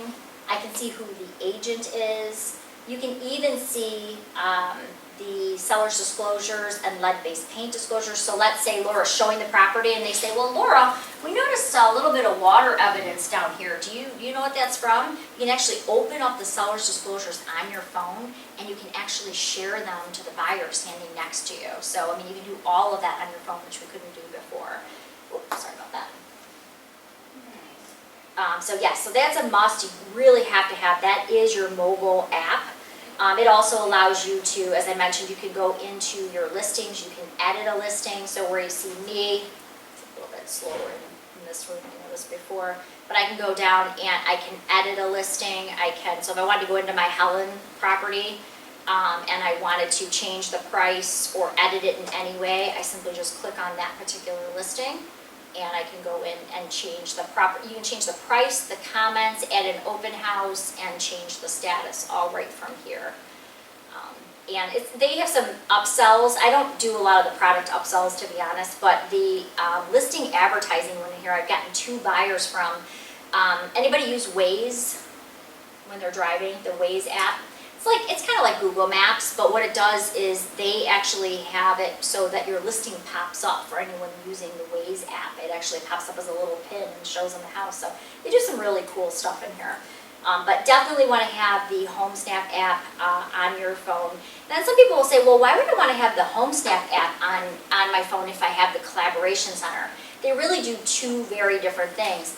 HomeSnap is their mobile app. When they're driving around, everything they see is branded to you, the person who invites them. So, for instance, when I click on invite, I can invite any of my phone contacts. I can send them a link because I want to be connected with them. I want them, when they're looking at other listings and other people's listings, I want them to see my smiley face with my contact information, so they're calling me. But I can still see what they favorite and what they're liking. So the huge benefits of using the HomeSnap app. Now you guys also got something that is unique, and I love that eCar is doing that, because everybody else, like in my area, we have to pay for it, and you guys are getting it as a member benefit. What it is when you're actually doing research to go out to your listing appointment, you got to know what that listing entails, right? You got to know, is it a 3-bedroom? Is it a 4-bedroom? Is it on a basement? You want to do all of the research so you can do a proper CMA. So how do you know that? Well, under tax is where you're going to start your research when you're doing a CMA. There is BS&A, which is over here, and then there is Realist. Now, the difference really is if you were ever sued, I'm not going to, I've never been sued, but if I was sued, the one the judge is going to look at is BS&A. It's the trusted record, it's the city municipality record, and the one that eCar gives you is actually live. I did recently have a client who had about $7,000 worth of unpaid property taxes. So we were getting very close to closing and it still was not paid. So when they went into the assessor's office and they paid them, that morning we were able to actually go in and see that it had been paid, because it's the live. As soon as the assessor takes the money and marks it paid in their system, it shows paid in BS&A. So BS&A is the most important, it's the trusted tax record, and you guys actually get that in Genesee County as a member benefit. You don't, what happens is basically they get the bill and they pay it on your behalf. Where I pay $200, about $200 a year for the tax record, you guys actually get those as a member benefit, right, as being a member of ECAR, which I think is very, very cool. How that works, let me just quickly find a property and I'll show you. Actually, we'll do it on my listing. How it works, and I'm telling you this because unfortunately, it looks different than it should, and we're working on that. When you pull up a listing ticket, there are a bunch of these colorful, they call them Skittles, but they're like quick action links to other products. The one that you want, I apologize, it looks like a trash can. It's actually supposed to be a government pillar, but when Brian, our techie, he smushed it onto the button, it now looks a little more like a trash can than a government pillar. But when you click on that, what that does is it waives your fee for Genesee County and Macomb County and the Grosse Pointes. It actually will take you right into BS&A. So let me actually go to an easier one here. That little link, and I'm not part of your MLS, so I apologize, but when you click on that link, it's going to take you into BS&A for that specific property. So as you can see, I click on the link, it takes me into the 41539 property that we've been using as our demonstration today. It will show me things like if there's unpaid assessments. I just had somebody in Warren, I listed their house, they had a $700 outstanding water bill. These are all those things you want to know when you're having that conversation and you're netting that seller out, like the $7,000 in property taxes. Because trust me, when you're selling a $100,000 house and they figure out the expenses and then you tell them, oh, by the way, you owe $7,000 in property taxes, you want to have that conversation ahead. Because having it at the table, not so good. So here's what you want to do. You want to go into that property record. You're going to see the tax information, school district, and it'll have how many bedrooms, how many bathrooms. It'll have, usually the sale history will be here. It will even have information like if it was foreclosed on. So if you know, a lot of times they don't want to tell you they're going into foreclosure. So it's really nice when you can see it here. Let's see what else. Basement information is here. Garage information is generally here. I actually, if you're taking the CMA class this afternoon, I'll show you how to actually take this record and import it into your CMA. So I've had it where they said, well, we didn't know about this. And you know, of course, you've disclosed it. It's nice when you have it right in your CMA, so you can say, actually, it was part of the CMA. It's on page 4. We went over it. So I'm a fan of bringing in that. The other one is Realist. Realist is also a quick action icon, but the only thing is, in a legal situation, they're always going to look at BS&A. And the reason is BS&A is the trusted source from the municipality. Realist takes some information from the municipality, but it also takes some information from the MLS. So because it's a combined source, a judge will generally throw that out because it doesn't know exactly where the information came from. But this little red button that you see right here, that is the Realist icon, and it will take you into the Realist record for that property. So it gives you some similar information. It also will spell out if it's been in foreclosure. And I like this one because this one does one other thing. I usually check both. This one will also show you if they refied. So you can see, let's say you're getting ready to walk in, they bought last year, and you see, oh my gosh, they also refied, and you know you're going to have to tell them that maybe they're going to be a little upside down in the house. It's nice because you can see all that here and you can do your homework and be totally prepared when you walk in to say, well, it looks like you did a refi and you only purchased a year ago, if you're going to have to tell them maybe that they're a little upside down. So hopefully in this market we're not doing that too much, but just in case. Any questions about BS&A or Realist, getting the tax information? Okay. And remember, you can go right to a listing ticket and they're right there for you. Each one of these does something different. Obviously, this is a mortgage payment calculator. They can calculate their, if they want to stay within a $2,000 monthly payment, they can calculate that out. You can help them with that as well. Those are all located right here on the quick action icons. There's Cloud CMA. There's your history. If I wanted to see the seller's disclosure in lead-based paint, I'm going to click on that document right under D for documents. Pretty self-explanatory. And then I can see exactly what the homeowner stated about that property. And so each one of those, the long and short is each one of those takes you directly into a different program for that specific property. And then lastly, I'm a huge fan, and we're going to talk about this in the afternoon class if you're staying for the Cloud CMA class. If you're going to sit down with the seller and tell the seller what the home is worth, obviously knowing the marketplace is huge, and they don't know it like you do. But if you're brand new, how do you still show them exactly what's going on in the marketplace? You can go under Resources, and there is a program called Market Stats. You're going to love this. It's so easy. I mean, that's why I love it. It's just super simple. So if I click on Market Stats, now there's a lead generation piece to this that's very cool. You can post it on social media, you can capture leads. Maybe someday Kim will have us out to do a class on that. But the one I want to show you, especially for CMAs, is this Fast Stats up here at the top. Fast Stats is designed to be a real quick snapshot of exactly what's going on in your marketplace. So for me, I'm in Macomb County, so I'm just going to use one I pulled up yesterday. I click on Macomb County, and let's say I wanted to show the stats for Sterling Heights. Simply click on Sterling Heights, and it's going to show me exactly what's going on in that marketplace. And Sterling Heights is on a good day here. We're down 35% in our listing inventory. What that means is last year in June, we had 218 homes on the market. This year, we have 141. But look what it did to our average sales price being down that much in inventory. Our average sales price in 1 year went from $240 to $292. Why? Because we're seeing all these overinflated offers because there's not enough to buy. So what I recommend is no matter where you're, and this works for Genesee County, you just pick the Genesee County in the city. No matter what, I put this in my CMA. I just save it and add it right to my CMA. So I can show them with just 2 clicks exactly what's going on in their marketplace. So if I'm listing something in Shelby, I'm going to click on Shelby Township. This one's a little more accurate, I think.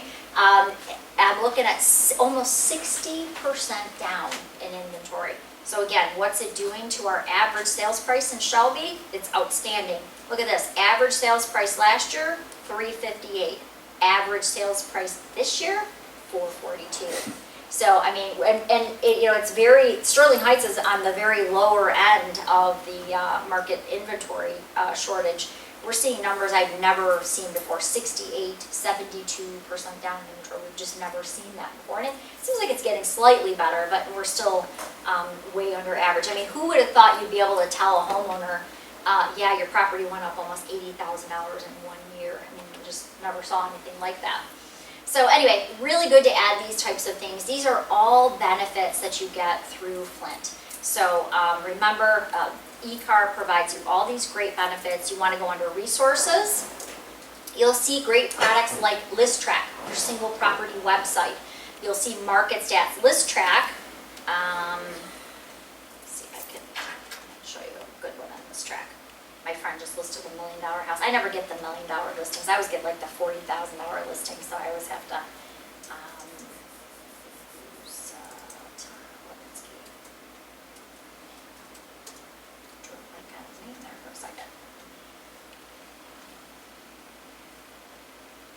show you his single property website. He always has the really fancy schmancy homes. They're a lot more fun to look at them. So if you go under Resources, and you go to, you can go in 2 ways. You could do ListTrack or property inventory links. Either one will take you to your single property website.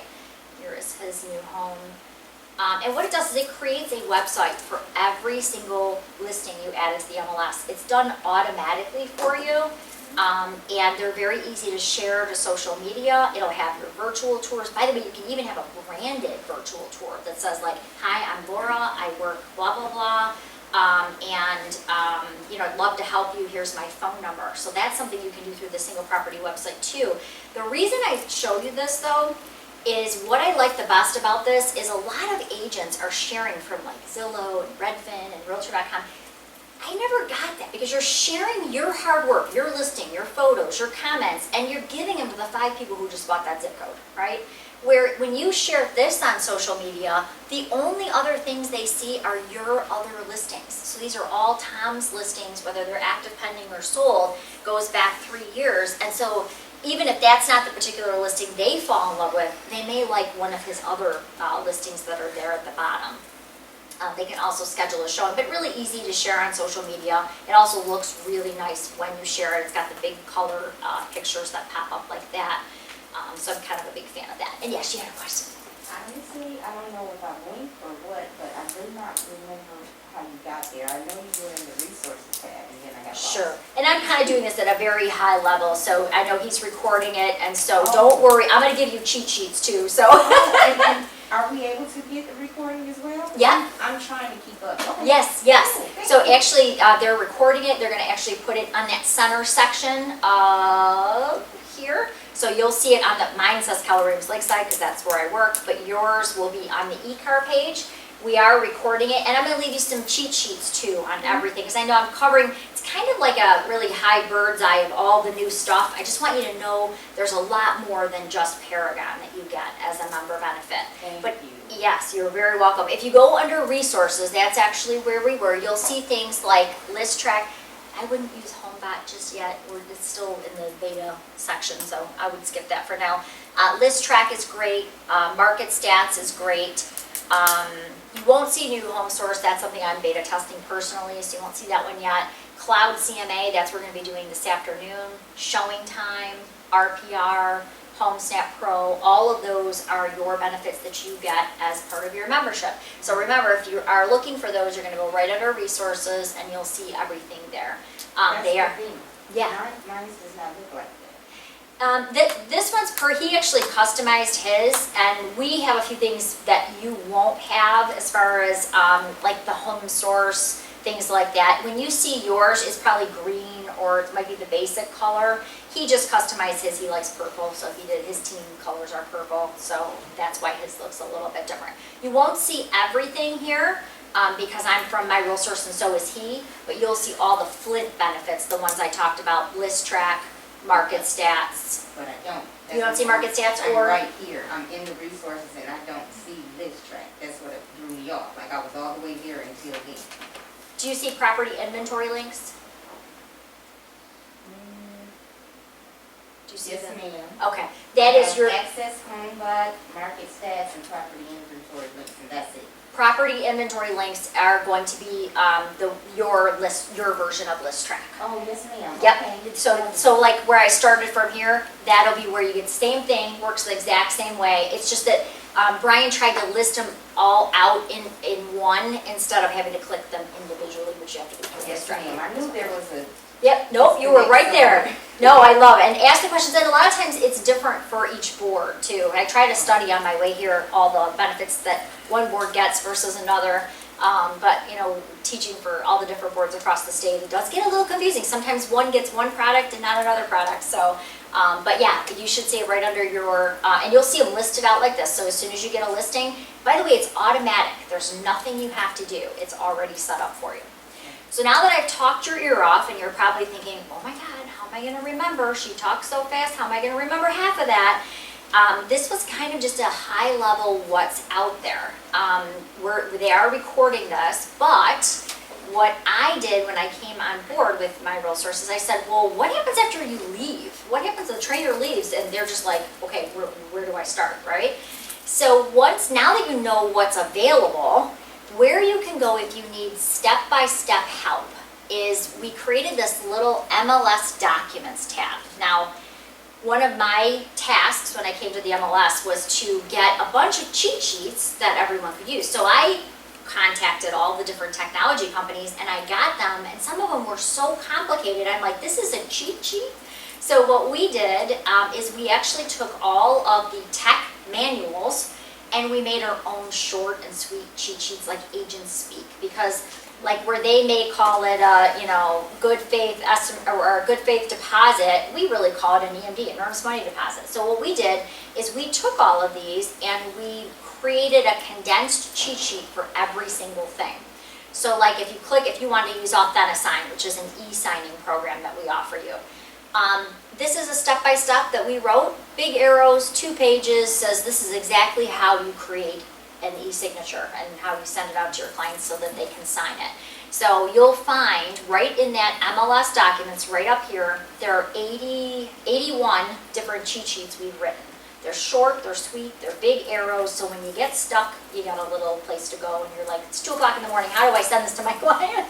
You have a place to go. And by the way, since there's so many, let's say you wanted help with Cloud CMA. You could still type in cloud and it will just show you all the PDFs for cloud. You can print them if you want, but they're short, they're sweet, and we just kind of, we put them together like an agent would do it, which I think is something unique. And if you're frustrated, when I'm frustrated, I don't like to read. So I needed a visual, like, how do I do that? So I created last year a YouTube channel that has, this class will be here, a bunch of other classes on every single product there, and you can use that at any time. Switch from my personal to the actual My Real Source. If you go to YouTube and you type in My Real Source, you will see our channel. And what I did is I put together these playlists. I'll show you what it looks like. So this is our channel. Leading industry of real estate, we're all used And there's to evolving. a bunch of videos that you can follow, but I set up a, let's take our director of communication. I set up a bunch of playlists, so if you're looking for help on, let's say, Cloud CMA, or you're looking for help on market stats, or you're looking for help on one of the other things that we covered, showing time cards. You can actually go right to the playlist and see a quick video, and it will guide you through. Because when I'm frustrated, last thing I want to do is try to read a cheat sheet. I just need a 2-minute video, like, how the heck do I do that? There's also some cool little, we called them, what did Debbie call them? Debbie started this really awesome thing where it's like quick tips. One of these quick tips, there's like 37 of them now, here it is, 45 of them now. These little quick tips are like 2 and 3 minute videos on how-tos. How do you add a contact? Click on it. I mean, it's really simple. All you have to do is click on her playlist. She's done a great job. Things like texting a listing.